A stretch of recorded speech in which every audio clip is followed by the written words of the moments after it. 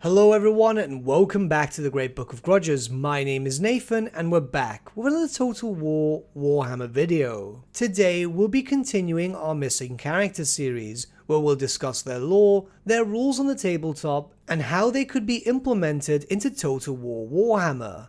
With today's character being Josef Bugman. We covered him yesterday in a video speculating if he could be the legendary lord for the White Dwarf exclusive for Warhammer 3, and I had a few requests to cover him through the missing character series, so I figured now would be the best time. So to better introduce the character to those not aware of him, we're going to read over his entry in the Dwarf 6th edition version of Warhammer Fantasy Battle. Bear in mind, this was on the second book released for this edition for the dwarves.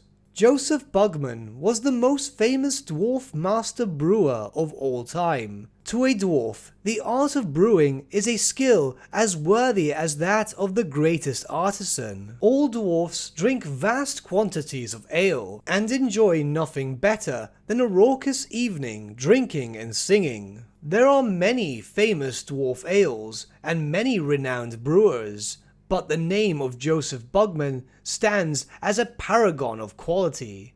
His family originally came from the Dragonback Mountains, and was driven northward when the mines at Ekrund fell to the orcs. Some of the Dragonback dwarfs moved into the Grey Mountains, where they founded new strongholds. Later, some of these dwarfs moved into the Empire, where they set up as craftsmen and smiths alongside men. Josef Bugman's father, Zamnil, set up in the family trade in the eastern forests of the Empire. He built a stout brewhouse beside the crystal clear waters of the River Sol, where it cascades down from the foothills of the Grey Mountains. In order to sell his ale more readily in the Empire, Zamnil took the name of Samuel Bugman, and when his son was born, he called him Joseph. If Josef Bugman ever had a proper Khazarlid name, which is likely, it is not recorded. After his father's death, Joseph expanded the business and acquired a considerable reputation for the fine quality and potency of his ale. It was easy for Bugman to ship his barrels on barges down the rivers to the great cities of the Empire, where it proved very popular. Soon, Bugman's brewery had grown into a small dwarf settlement, and other families came from the Grey Mountains to join him. Within a few years, Bugman became a prosperous brewing merchant and a reasonably contented dwarf. With triumphs like Bugman's Septuple X and the notorious Troll Brew to his name, he was already famous throughout the dwarf realms. His small community lay well off the beaten track, and was usually ignored by any armies or raiders rampaging throughout the region. One day, Bugman went upriver with a shipment of Bugman's special brew for the Emperor himself. As soon as he returned home, he saw the smoke gently rising from his brewery among the trees, and thought it was about time that the great chimney was swept. When his barge rounded the bend of the river, Bugman saw the smouldering ruins of his settlement. A goblin raiding party had found the brewery. All the ale had been consumed in a drunken orgy of destruction. The vats were smashed, empty barrels floated on the river, and there was no sign of any inhabitants. Every last one of them had been taken off by the goblins, to who knew what fate. Bugman and his companions swore vengeance on the goblins for this foul deed, and resolved to hunt them down and rescue their kinfolk if they could. The band trailed the goblins across the World's Edge Mountains and into the wilderness beyond. Little was heard from them again, except for rumors of the ravages of Bugman and his band, of cunning ambushes and night raids on goblin camps. Sometimes the band would suddenly emerge from the wilds, tattered and bloodstained, to join up with a dwarf army before a great battle with the goblins. They kept themselves to themselves, huddled around their own campfire, with a strange glint in their eyes, and their hands clasped around tankards of precious ale. The campfire was burning low. Bjarni, another dwarf, threw some more wood on it, and squatted back down.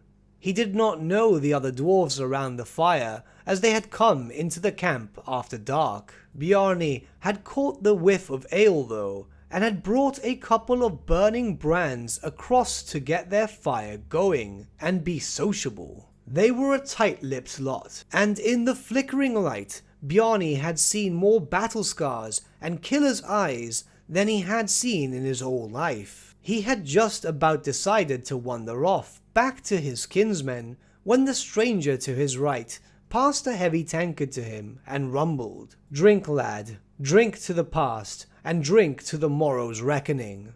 The tankard felt cool in his hand, too heavy for pewter. He could feel the relief work on it, and knew it to be of fine make. Lifting it to his lips, he sniffed the heavy aroma of traditional dwarf ale. It slid down smoothly though, and Bjarni felt his worries for the coming battle melt away.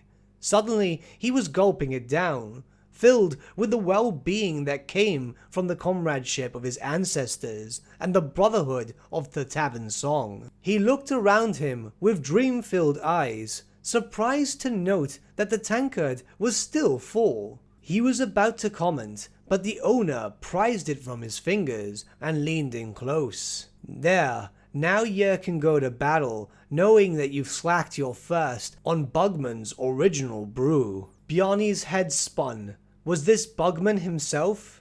Before he could blab out a question, his eyes rolled, and he slipped slowly backwards and began snoring. When he awoke, the blare of the war horns ringing in his ears. His friends of the night before were gone, but his body tingled in anticipation of the battle to come, and he hurried to join his kin, ready for anything the Groby had to offer. So, as you can see, Bugman himself is quite the mysterious character, where near the end of his lore entry, we learn about him and his forces, but through the eyes of a young dwarf. Bugman and his forces are mysterious even to his fellow dwarf kin. They have but one goal in mind: to exterminate the greenskins from the Warhammer fantasy world, and will not stop until they do so or die trying. It is important to note that Bugman and his forces are not slayers. They do not have a death wish, but rather an undying hatred.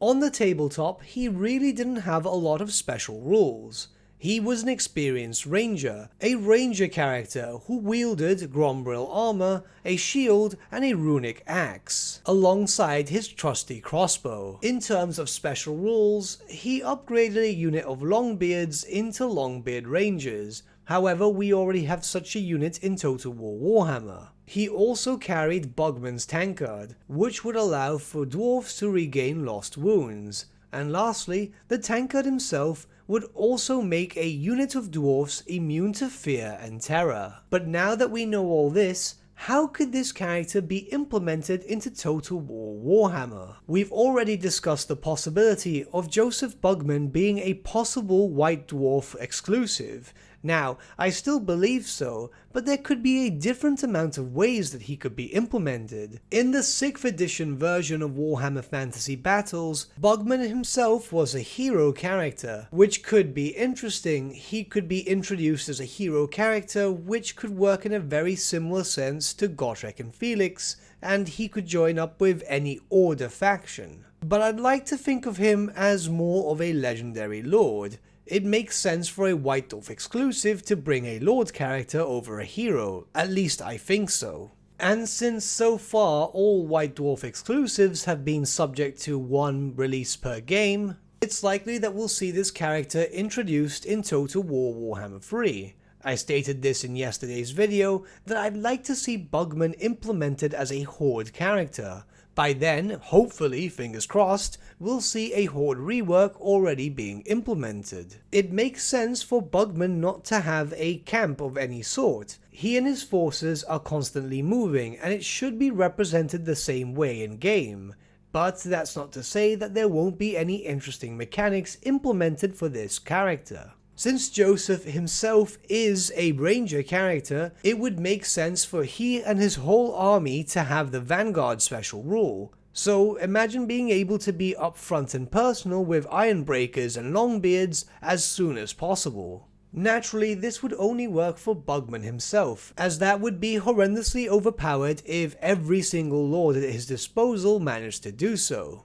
Now, it would be cool if there was a Ranger Lord being implemented. Once again, a very basic reskin and just a few traits here and there can make a new lord out of thin air. You'd still be able to recruit Thanes and the sort, but a Ranger General Lord will keep things more thematic, or if they want to make it purely stylized, maybe since you are a Horde faction and a Horde faction alone, maybe only have access to Ranger General Lords. But your heroes would stay the same, as the Ranger General Lords would then be your basic Horde Lord. An interesting mechanic could be in the form of a underway type of thing. So I've had a few messages regarding a brewery being implemented in different towns and settlements, and this could work in a very interesting way. Say for example, you could now send your heroes to your allied towns. These heroes would then have an action to set up a brewery. The breweries themselves would work in a very similar way to the Skaven Under Empire. However, these breweries can only be set up in those towns that you consider allies, so fellow order factions. And maybe you would even need to have some sort of either defensive alliance or maybe a non-aggression pact with them. There would be 2 slots for this brewery, the first being the brewery itself, and then maybe 4 different options where you can pick for different types of buffs. Now what would make this very unique is that the buffs themselves don't only benefit you, but instead also benefit the ally that you're building the brewery in their settlement. Building this brewery would give you a diplomatic relationship bonus with that certain race or faction, allow you to recruit more, maybe increase chevron ranks for them, reduced upkeep and so on. You know, very basic stuff. It would depend on what you build. The diplomatic relationship bonus should always be the same though, so say for the benefit it could be that the main brewery building would give you 15 diplomatic relations per level, maybe you can upgrade that building to level 2 or 3, and it also could provide them with a public order bonus. I'm just spitballing here, these are just some basic ideas.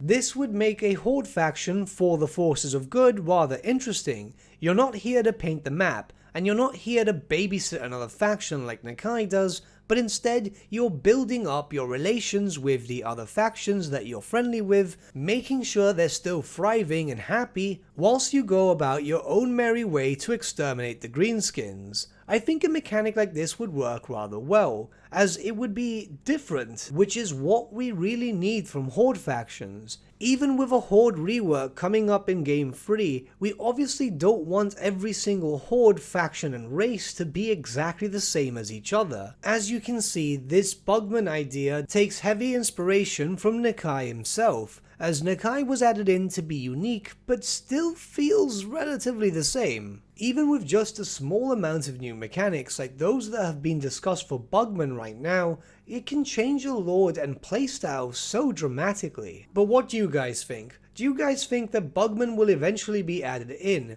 And if so, what do you think his mechanics would be? I'm rather interested to see what you guys think about the whole Horde idea, as to be honest, I think it's got a lot of potential. But let me know your thoughts in the comments below, and let's start a bit of a discussion, shall we?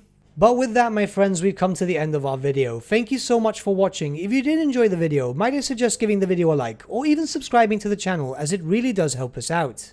In the description section below are various links to different social media platforms such as Facebook, Instagram, and Discord. Also in the description section is an affiliate link with Element Games where you could buy loads of hobby-based products, not just Warhammer, for 10 to 25% off. Making a purchase using that link and also our special code, which is also in the description, supports the channel at no extra cost to you, which we think is rather cool. A big thank you to our patrons. Your support means the world to us. It's amazing that people want to help a small channel like us grow and get to a higher level of content. A big thank you to Gibraltar LUSC, Ryan Bertsche, Andrew Prince, and Okro for subscribing to us at our Fane level. You guys are super cool. And a big thank you to Edward Yule, VS Vasan, Aaron Whitman, and Shaggy for subscribing to us at our King level. Honestly, we can't thank you all enough. And lastly, a big thank you to all of you for liking, sharing and commenting on these videos. Honestly, it's because of you guys that the channel's been growing at such a great pace lately, so we can't thank you all enough. But with that, my friends, thank you so much for watching once again, and we shall see you all again very, very soon.